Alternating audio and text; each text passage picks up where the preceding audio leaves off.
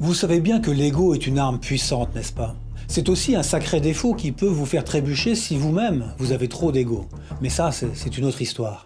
Voyons ensemble maintenant comment bien utiliser l'ego de votre interlocuteur pour gagner son cœur et ouvrir une porte d'accès à son subconscient. En espionnage, l'ego, c'est l'un des leviers communément utilisés par tous les services de renseignement de la Terre pour recruter une source humaine. Il faut utiliser cette carte, attention, avec doigté, pas comme un mauvais représentant de commerce. Il y a quelques mois, par exemple, je me promenais dans un salon d'exposition et un représentant de panneaux électriques essayait de me vendre son offre. Il me bombardait de questions sur ma vie privée en faisant semblant de s'intéresser à moi. Sans doute pensait-il que je serais ainsi flatté d'avoir autant d'importance à ses yeux. Mais en fait, il n'a fait que m'agacer.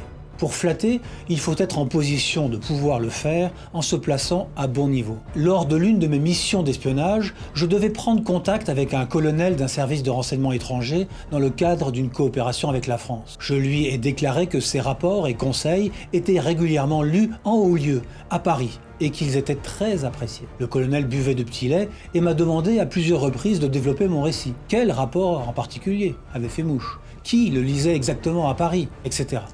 Le colonel était transporté par son ego et la manœuvre avait fait mouche. Ce n'était pas moi qui complimentais, mais les grosses huiles parisiennes dont je me faisais le simple porte-parole. Cela avait beaucoup plus de valeur. Vous voyez l'idée? À reproduire dès que le besoin s'en fait sentir, sans en abuser. Vous verrez, c'est très efficace.